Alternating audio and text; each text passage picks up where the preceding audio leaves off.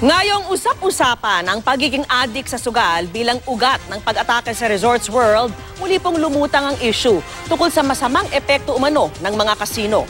Lalo pa nga raw nakakaengganyo ang mga kasino ngayon dahil may kasama na ring mga sinehan, hotel at restaurant. At nakatutok po si Maki Pulido. Lulong sa kasino. Ganyan ang pagkakasalarawan ng sarili niyang magulang kay Jessie Carlos. Ang suspect sa pamamaril at panununog sa Resorts World Manila na ikinamatay ng mahigit 30 katao.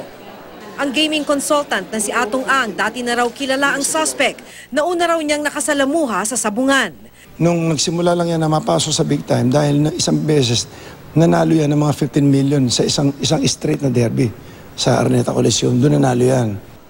Pero ang big time na panalo, lalo lang daw ikinalulong ni Carlos sa sugal. Sa kalakaran sa mga kasino, kung high roller ka o yung malakihan kung tumaya, binibigyan ka ng credit line. Ibig sabihin, nakakautang ka ng pantaya. May mga financier din na pwedeng mahiraman, may patong syempreng interes. Ganito raw ang nangyari kay Carlos. Sinubukan naman niya mag-finance. Ayun, nabaon na nabaon hanggang sa last year nga, naglaro siya, nagkaroon ng utang sa amin ng 3 million. Pero nabayaran naman niya, through yung lupa niya, binenta niya. Pati yung baril niya, binibigyan niya sa amin, binabayad. Yung baril na ginamit niya yun, binabayad sa amin yun last December. Sabi, hindi ako mahilig sa baril eh. Sabi ko, wag na lang.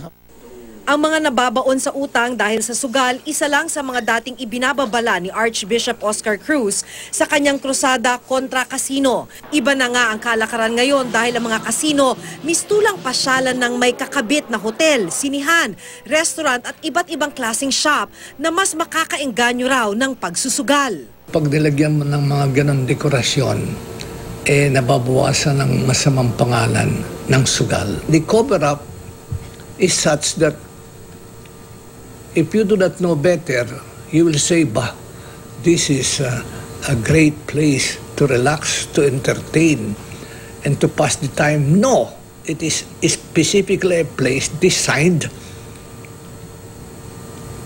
as a capital agenda to gamble.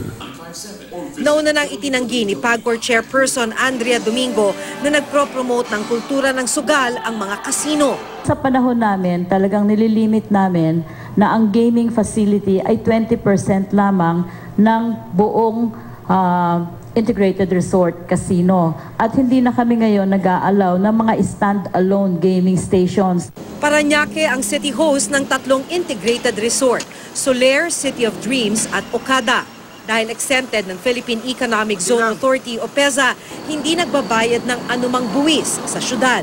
It brought up social services, social problem sa pagtatayo ng kasino at saka yung additional na serbisyo na kailangan maibigay. So, dapat lang naman magkaroon ng share ang host city para dito sa mga kasino na nagbubukas sa akin. Pasay naman ang city host ng Resorts World Manila, isa sa mga integrated resort, kaya nakakatanggap ang syudad ng 5 milyong piso kada buwan. Ginagamit naman namin sa mga project namin o kaya sa mga iba't ibang pambili ng gamot sa hospital, ginagamit namin yun.